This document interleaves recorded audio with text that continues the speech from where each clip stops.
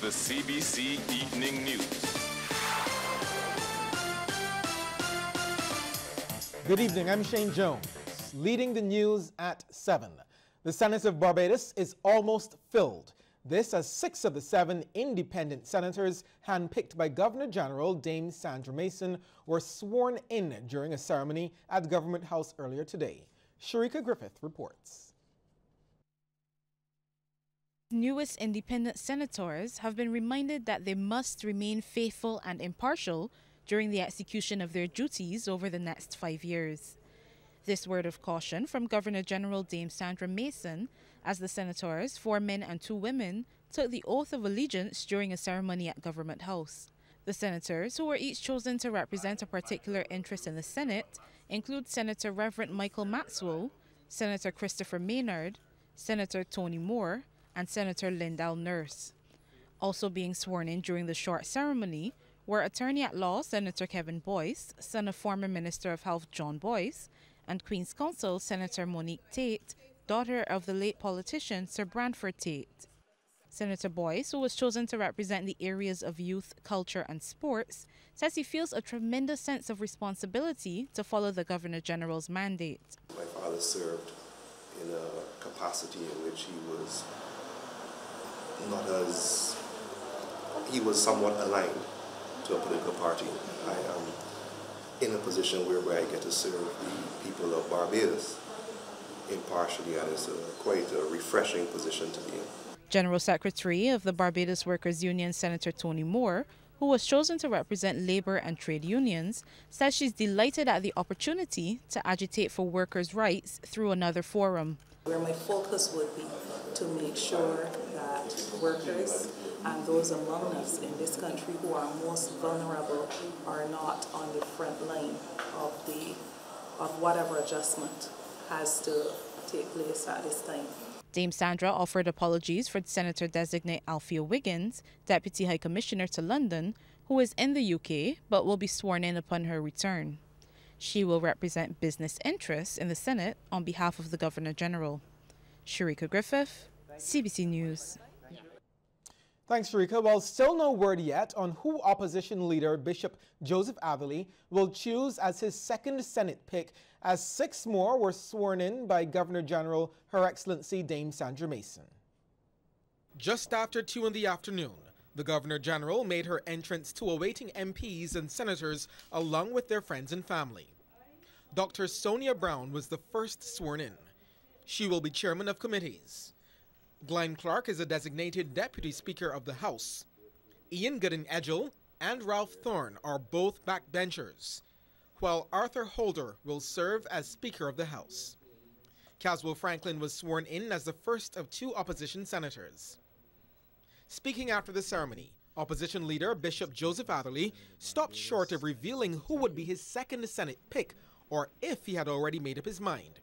He said from watching the swearing in today, he expects a high quality of parliamentary debate. These are people of integrity, fine metal. I'm glad to see that they're getting the opportunity to serve at this level. Ian, Ralph, Arthur, and of course Dr. Sonia. We're talking about people who are young, well, maybe not so young, but certainly people of integrity, and I'm sure they come to public life with an honest heart, and I'm glad to see them here as part of this process today. This is institutional democracy in practice, and I'm glad I'm a Barbadian. Okay, let me ask that a different way. I'm not going to ask you who is the next senator. I would like to ask if the decision has already been made and you're just waiting to name the person. And I'm going to answer the same way today as Mr. Franklin's day, and let the focus be on him today. That name will come shortly. Well, newly appointed Senator Caswell Franklin said he will be bringing many ideas to the Senate. Over the years, you've seen what I do. I'm not going to change. The only thing that will change about me, people call me Senator. You know, that's the only change that you will see.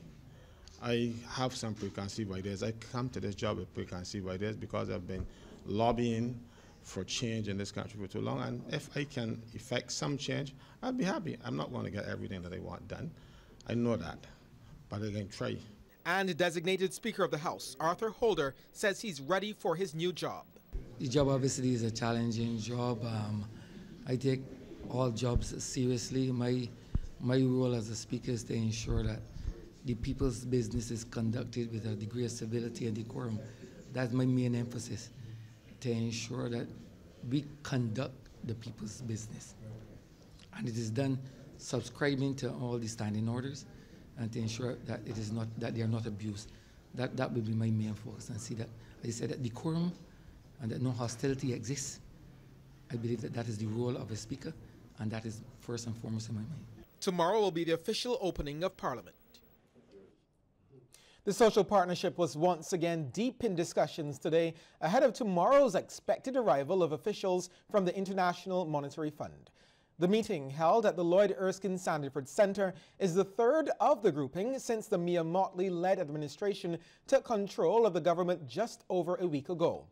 Several members of cabinet, the trade union movement, business community, and central bank governor Cleviston Haynes are in the meeting, which started around 3:30. During the previous two meetings, Prime Minister Mottley revealed the island's precarious financial position and the need to stabilize the foreign reserves. No media briefing follows today's meeting. The Barbados Water Authority has 2 weeks to prevent a complete failure of the Bridgetown sewage system.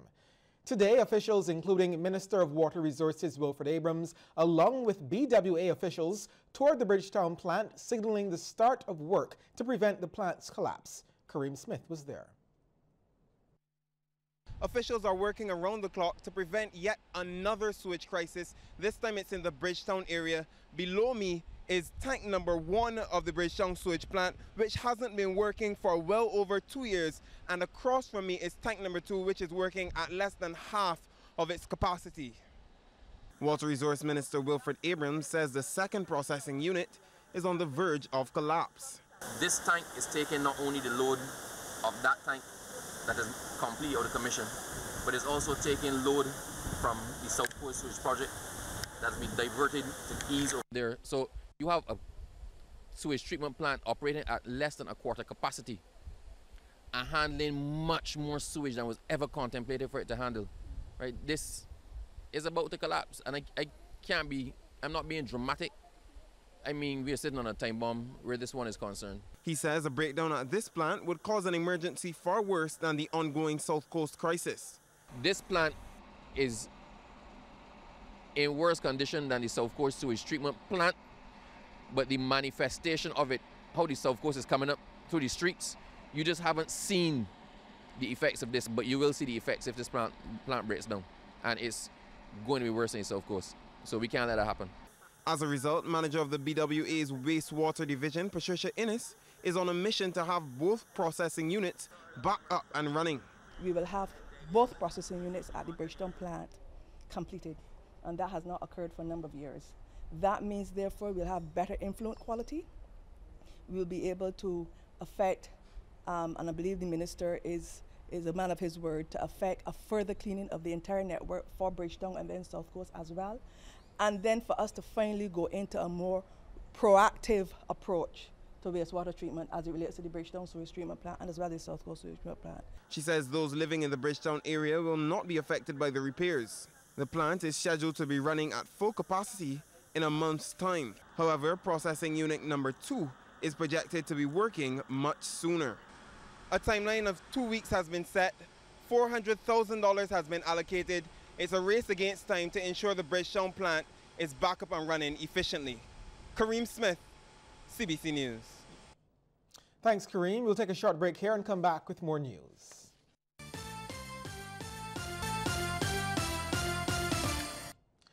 Thousands of loyal Barbados Labour Party supporters are still basking in the joy of their victory at the polls. And some of the MPs have been giving their views on the controversial move by former colleague Bishop Joseph Avely to lead the opposition. All of this unfolded yesterday with motorcades, many of which ended at a massive picnic at Bath in St. John. Kareem Smith tells us more. What made the celebration even sweeter was its location. The popular picnic spot Bath in the heart of St. John, a constituency many thought the party could not win. Prime Minister Mia Mottley mingled with the crowd, at one point joined by dancehall icon Beanie Man, who was at the picnic just hours after performing at a local event. Amid the fanfare, the Prime Minister reminded Barbadians that a greater level of discipline would be needed from them as the country charts its path to recovery. And in the same way, you have to exercise discipline in what you eat or how you exercise or how you talk with people or in whatever facet in your life. We as a country are going to have to exercise discipline together. And as I speak to you in the next week and outline some of the things where we will hold faith with you, because my word is my bond. But equally, I will also ask you to recognize that you have a role to play in saving this country. Bajans here and Bajans away. A very notable exclusion from Sunday's celebration was the Reverend Joseph Atherley. Just a week ago, he was the BLP's Member of Parliament for the St. Michael West constituency. Today, he's an independent MP and leader of the opposition. His former colleagues weren't very concerned. I can't say I'm disappointed. As I say, I do not know what his motivation is. Why should I be disappointed? Suppose it is for a better good, a greater good. I cannot say that I'm disappointed. We should wait and see the results of his move as leader of the opposition. I don't really want to comment on Joe Atherley's move to being the opposition leader. That's his thing. The focus is on what and how we treat to the country and how we move forward. So that is just a side show. We're not going to be caught up with that. And the move by Bishop Atherley certainly was no damper on the mood of party supporters who thoroughly enjoyed themselves for a fitting end to the successful election campaign. Kareem Smith, CBC News. A sea of Sargassum seaweed has literally blanketed Tent Bay in Bathsheba, St. Joseph. Residents in the area say this is the worst they have ever seen it. Passers-by marveled at the sight, while others expressed shock at the amount of seaweed stretching across every inch of the sea, which could be seen for several miles along the shoreline. One resident, Anthony Mears, says the authorities need to act quickly as the seaweed is threatening the livelihood of fishermen who cannot take out their boats given its thickness. With several species trapped in the seaweed, some resourceful youngsters were quick to take advantage of what was an easy catch. Several blue chubs, at least 2 turtles, a few sea cats and congas were caught in the seaweed. A small flipper dolphin was also trapped. One young entertainer is encouraging Barbadians to see the creative industry as serious business. This from entertainer Erwin Cascady Redman, who was speaking at the launch of his brand new Crop Over 2018 song Is a Vibe at the Blackwood Screw Docks. Cascady says focus on the industry can bring financial benefits for the local economy.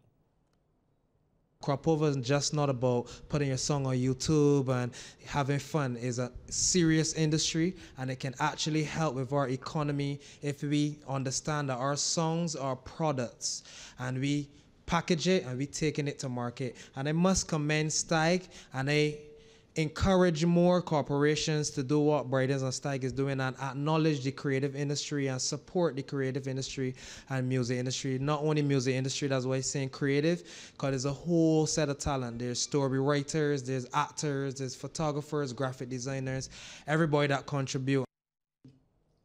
Cascady says there has been a lot of quality music released over the years, but many young artists lack the proper marketing needed to carry their music further. Where I would say the lot is coming is the packaging of the product. Packaging the product, making sure you got a nice music video, a marketing campaign behind the product, full campaign, and it's executed. Right? I think that pulling that together, that call for a really good team. So once we just team up more as a young generation and put our talents and capabilities together, that lacking you're talking about, that's going to vanish. While Barbados has a rich history of its people reaching 100 years, one of its churches has also celebrated that coveted milestone. Yesterday, the Church of God at Chapman Street held its centennial celebration service, aptly dubbed Reflecting His Glory, 100 Years of Service in the City.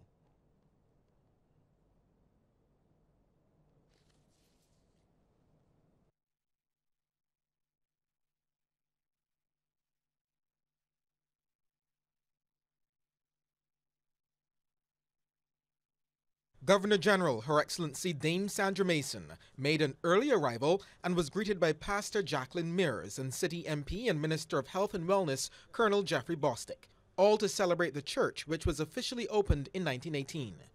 There were various musical presentations by members of the church as well as the choir, and also a dance from the Sunday school department to commemorate the occasion. Chairman of the General Assembly, Reverend Lennox Boyce, said the Church of God has been one of the most influential churches in Barbados. Persons from all walks of life trace their early development right here to the church at Chapman Street. And so the influence of this church is felt over the entire landscape of Barbados, not only in church circles, but in political circles, in sporting arenas, and in all facets of culture in the island of Barbados. During her sermon, Pastor Jacqueline Mears says the feat was testimony to the strength of the church. Amidst all the opposition, amidst all the persecution, amidst all the threats of death of the early disciples, the church as an institution, a vibrant, a living institution, has stood firm throughout the test of time. And it is because that it has been founded. Our Lord and Savior Jesus Christ said, upon this rock, oh, bless the Lord, upon this rock, I myself will build my church, and the gates of hell shall not prevail against it. Pastor Mears stressed that Barbados needs the church. Hear me this afternoon, church. Hear me. Because the environment that we are living in calls for something drastic. And I believe that the church will provide that drastic that we need. For I believe within my spirit that out of the belly of the church, God will birth the intellectual and the creative capital that we need. The service ended with the unveiling of a special plaque honoring outstanding pastors over the last 100 years. After the break, we'll check in with some of our regional neighbors.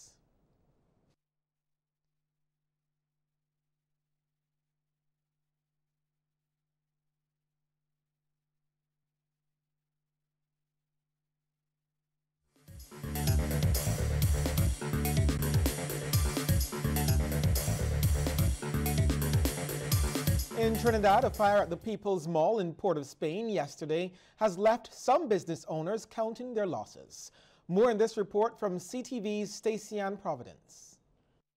This is what remains of 4 booths of the People's Mall on Henry Street after fire raged in the early hours of Sunday morning.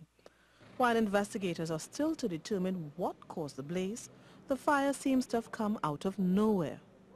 Well, as far as I heard, is that work started maybe around 12, after 11, 12. I passed here about, we say 10:30, going to the show in the Savannah, and everything was normal. And this morning, on my way back, I get a lot of message on my phone because we have a group chat from the shareholders, and probably they send all the messages stating the mall was on fire and whatever.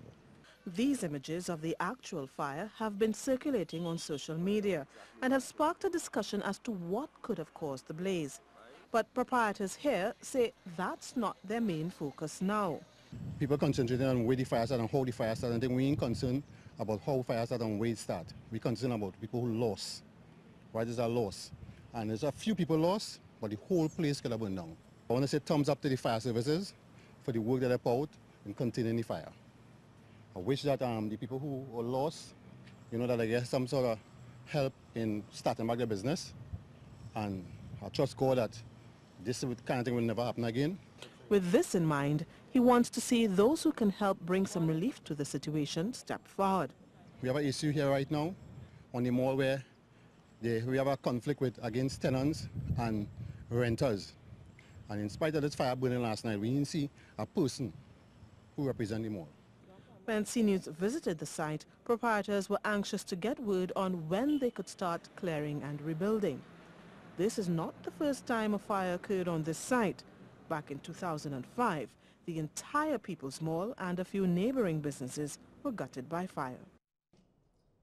In St. Lucia, as part of this year's Observation of Reading Month, at least one primary school has organized a series of classes and workshops for parents. And several of those parents have received reading starter kits. We get more in this report from HTS News Force. Viewford Primary School parents are being empowered to help their children excel in reading and expand their horizons. May is designated as Literacy Month in St. Lucia, and this year the Education Ministry is celebrating with the theme Collaborating to Close the Literacy Gap, Read for Change. The school facilitated a parents' literacy seminar to encourage the adults to provide more homework support services. A series of literacy classes and workshops on teaching certain skills such as reading strategies, writing strategies, and homework strategies. The parents will feel more confident, feel more empowered to go back into their homes to be the child's first teacher.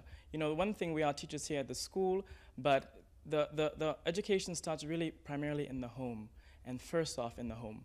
And so we wanted to provide that support for them so they feel confident and more empowered to help at home. Anu Edike, connecting the home and the school, was the selected theme for the seminar. We want the parents to teach their children. That's we kind of empowered them during the 3 days of workshop, and today we kind of giving them back something for them coming forward, saying yes, they want to help their children.